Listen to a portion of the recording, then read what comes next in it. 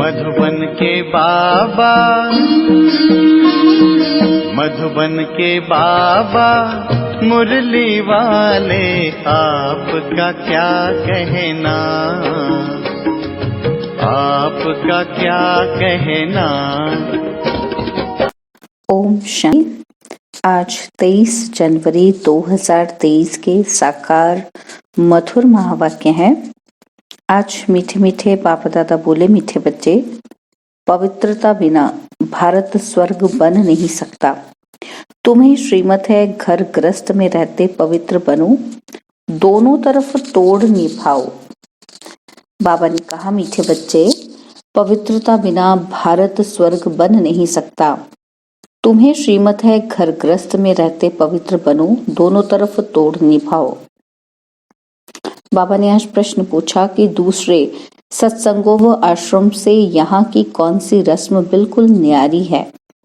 और उत्तर में बाबा कहते कि उन आश्रमों में मनुष्य जाकर रहते हैं, समझते हैं संग अच्छा है, घर आदि का हंगामा नहीं है, एम ऑब्जेक्ट कुछ नहीं, परंतु यहाँ तो तुम मरजीवा बनते हो, तुम्हें घर बार नहीं छोड़ाया जाता।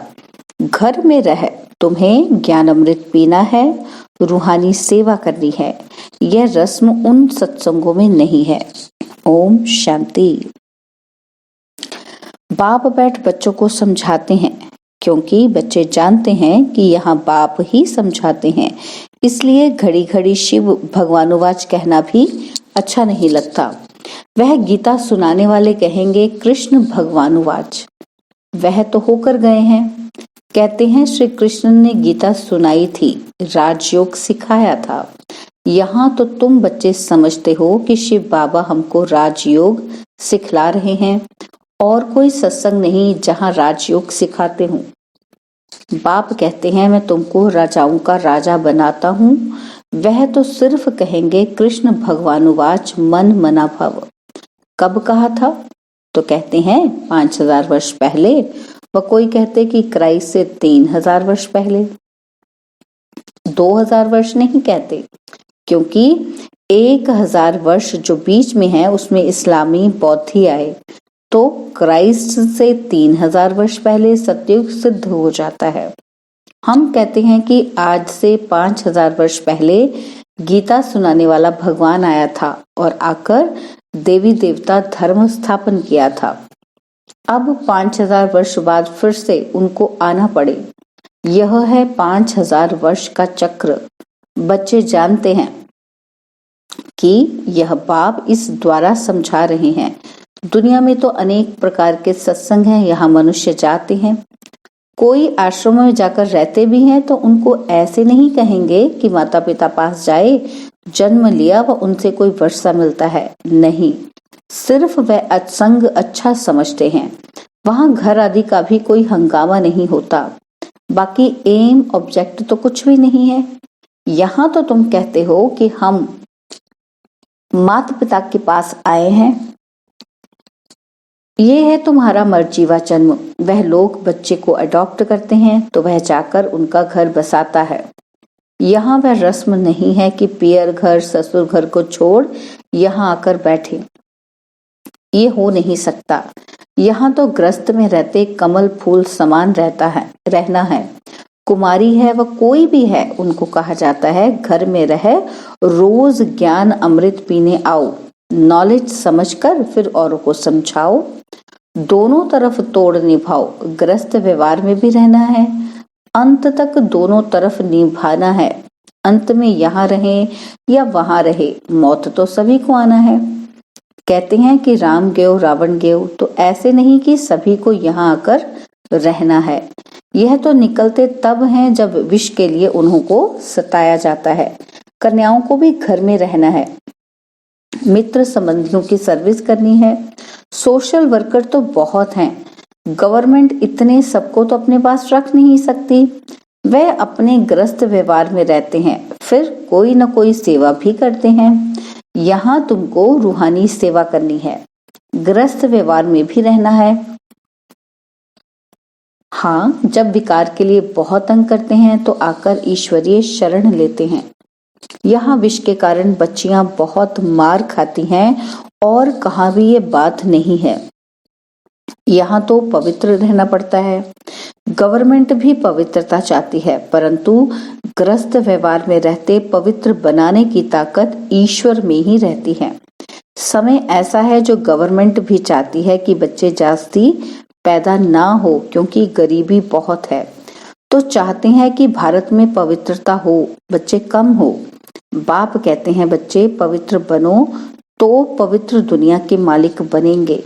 यह बात उन्हों की बुद्धि में नहीं है। भारत पवित्र था, अभी अपवित्र है। सभी आत्माएं खुद भी चाहती हैं कि पवित्र बने। यहाँ दुख बहुत है।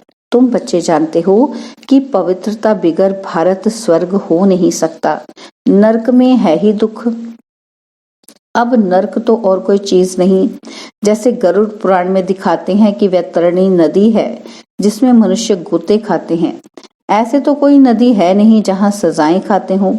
सजाएं तो गर्भ जेल में मिलती हैं। सत्युग में तो गर्भ जेल होता नहीं कि जहाँ सजाएं मिले, गर्भ महल होता है। इस समय सारी दुनिया जीती जागती नरक है, जहाँ मनुष्य दुखी रोगी हैं, एक दो को दुख देते रहते हैं। स्वर्ग में ये कुछ होता नहीं। अब बाप समझाते हैं कि मैं तुम्हारा बेहद का बाप हूँ, मैं रचयिता हूँ, तो जरूर स्वर्ग नई दुनिया रचूंगा। स्वर्ग के लिए आदि सनातन देवी देवता धर्म रचूंगा। कहते हैं कि तुम माता पिता कल्प कल्प ये राजयोग सिखाया था। ब्रह्मा द्वारा बैठ सभी वेद शास्त्रों के आधि मध्य अंत का राज समझाते हैं। बिल्कुल अनपढ़ को बैठ पढ़ाते हैं। तुम कहते थे ना कि हे भगवान आओ, पति तो वहां जा न सके, तो पावन बनाने लिए उनको जरूर यहाँ आना पड़े। तुम बच्चों को याद दिलाते हैं कि कल्प पहले भी तुमको राजयोग सिखाया था। पूछा जाता है कि आगे कभी ये नॉलेज ली है, तो कहते हैं कि हाँ, 5000 वर्ष पहले हमने ये ज्ञान लिया था। यह बातें हैं नई। नया युग, नया धर्म फिर से स्थापन होता है। सिवाय ईश्वर के यह दैवी धर्म कोई स्थापन कर नहीं सकता। ब्रह्मा विष्णु शंकर भी नहीं कर सकते, क्योंकि वह देवताएं स्वयं रचना है। स्वर्ग का रचयिता माता पिता चाहिए। तुमको सुख घनेरे भी यहाँ चाहिए। बाप कहते हैं रचता मैं भी हूँ, तुमको भी ब्रह्मा मुख द्वारा मैंने रचा है। मैं मनुष्य सृष्टि का बीज रूप हूँ। भल कोई कितना भी बड़ा साधु संत आदि हो, परंतु किसके भी मुख से ऐसे नहीं निकलेगा यह है गीता के अक्षर। परंतु जिसने कहा है वही कह सकता है, दूसरा कोई कह न सके। सिर्फ फर्क यह है कि निराकार के बदले श्री कृष्ण को भगवान कह देते हैं। बाप कहते हैं कि मैं मनुष्य सृष्टि का बीज रूप परम धाम में रहने वाला निराकार परमात्मा हूँ। तुम भी समझ सकते हो, साकार मनुष्य तो अपने को बीज रूप कह न सके, ब्रह्मा विष्णु शंकर भी नहीं कह सकते। यह तो जानते हैं कि सबको रचने वाला शिव बाबा है। मैं दैवी धर्म की स्थापना कर रहा हूँ, ऐसे कहने की भी कोई में ताकत नहीं। भल अपने को श्री कृष्ण कहलाए, ब्रह्मा कहलाए, शंकर कहलाए, बहुत अपने को अवतार भी कहलाते हैं, परंतु है सब झूठ। यहाँ आकर जब सुनेंगे तो समझेंगे बरोबर बाप तो एक है, अवतार भी एक है।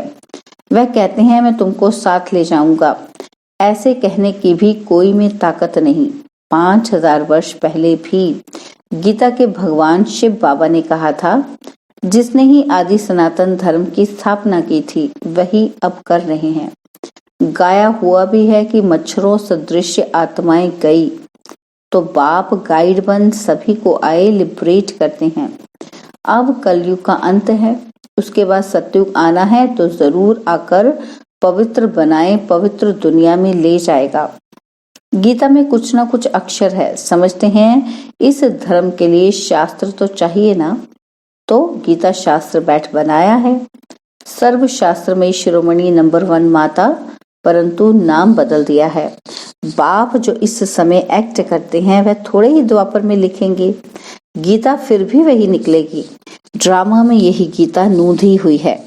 जैसे बाप फिर से मनुष्य को देवता बनाते हैं, वैसे शास्त्र भी बाद में कोई फिर से बैठ लिखेंगे। सतयुग में कोई शास्त्र नहीं होगा। बाप सारे चक्र का राज बैठ समझाते हैं। तुम समझते हो कि हमने ये 84 जन्मों का चक्र पूरा किया।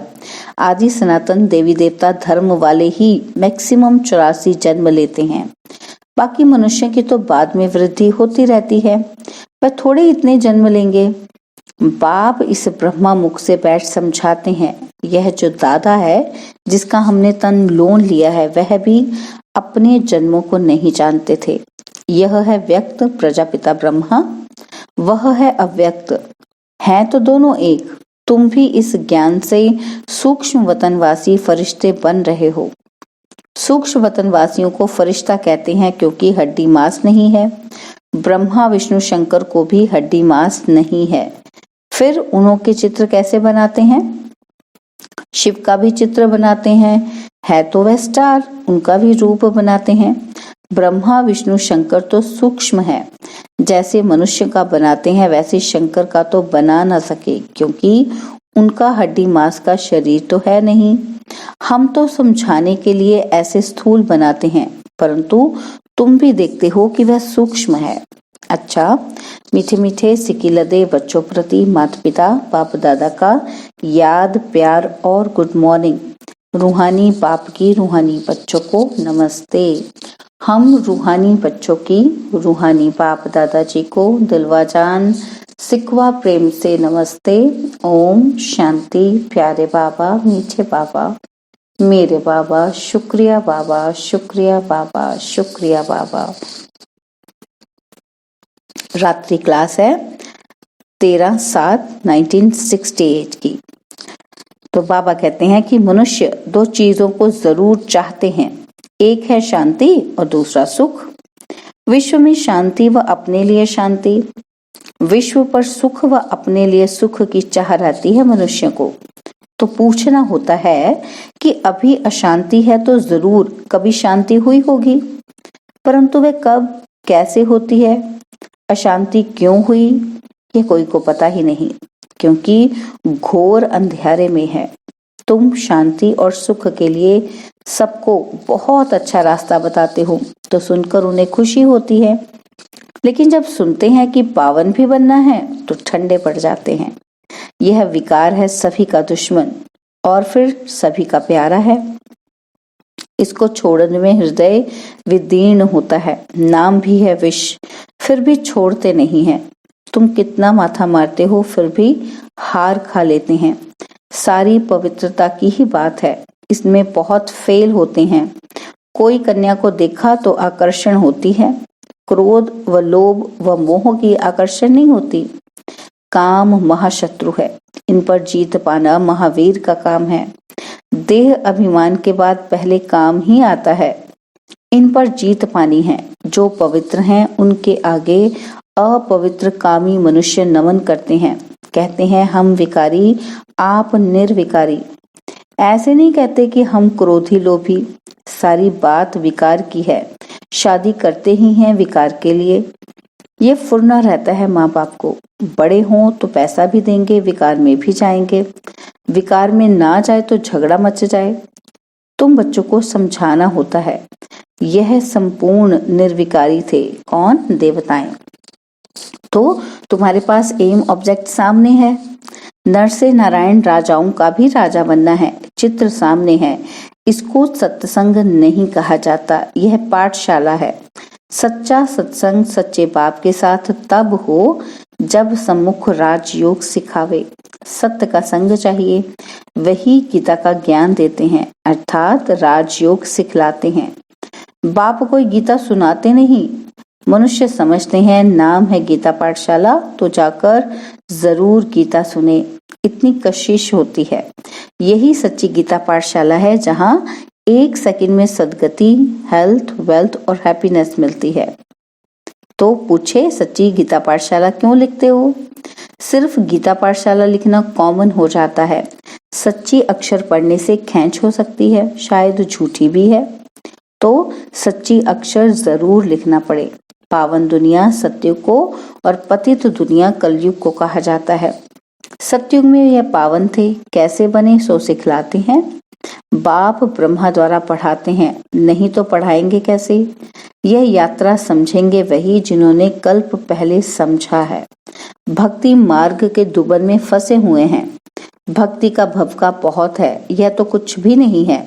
सिर्फ स्मृति में रखो, अभी वापस जाना है।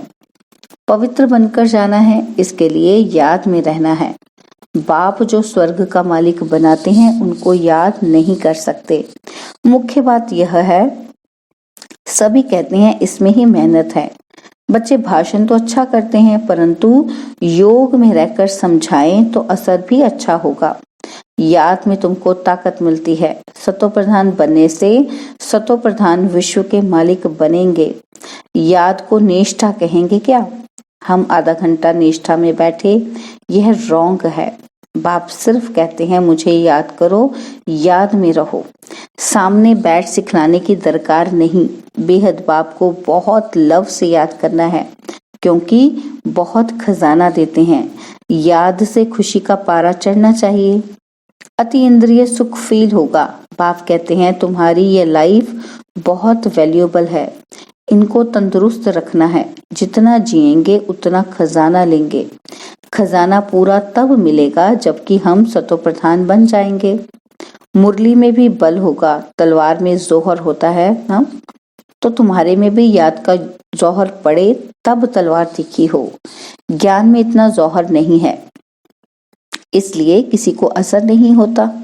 फिर उनको कल्याण के लिए बाबा को आना है, तो बाबा कहते हैं उनके कल्याण के लिए फिर बाबा को आना ही पड़ेगा। जब तुम याद में जौहर भरेंगे तो फिर विद्वान आचार्य आदि को अच्छा तीर लगेगा। इसलिए बाबा कहते हैं चार्ट रखो। कई कहते हैं बाबा को बहुत याद करते हैं, परंतु मुख नहीं खुलता। तुम याद में रहो तो विकर्म जीत होंगे, विकर्म विनाश होंगे। अच्छा बच्चों को गुड नाइट। धारणा के लिए मुख्य सार है, पहला पॉइंट है घर में रहते भी रूहानी सेवा करनी है, पवित्र बनना और बनाना है। और सेकंड पॉइंट है इस जीते जागते नरक में रहते हुए भी बेहद से बेहद के बाप से स्वर्ग का वर्षा लेना है। इस जीते जागते नरक में रहते हुए भी बेहद के बाप से स्वर्ग का वर्षा लेना है। किसी को भी दुख नहीं देना है। बाबा ने वरदान दिया अपनी सर्व विशेषताओं को कार्य में लगाकर उनका विस्तार करने वाले सिद्धि स्वरूप भव। अपनी सर्व विशेषताओं को कार्य में लगाकर उनका विस्तार करने वाले सिद्धि स्वरूप भव। जितना जितना अपनी विशेषताओं को मनसा सेवा व वाणी और कर्म की सेवा में लगाएंगे तो वही विशेषता विस्तार को पाती जाएगी। सेवा में लगाना अर्थात एक बीज से अनेक फल प्रकट करना। इस श्रेष्ठ जीवन में जो जन्म सिद्ध अधिकार के रूप में विशेषताएं मिली हैं उनको सिर्फ बीज रूप में नहीं रखो, सेवा की धरनी में डालो तो फलस्वरूप अर्थात सिद्धि स्वरूप का अनुभव करेंगे। स्लोगन है विस्तार को ना देख सार को देखो और स्वयं में समा लो, यही तीव्र पुरुषार्थ है। विस्तार को ना देख सार को देखो और स्वयं में समा लो, यही तीव्र पुरुषार्थ है। ओम शांति। और अब यह एक बहुत अच्छी वीडियो भी जरूर देखें।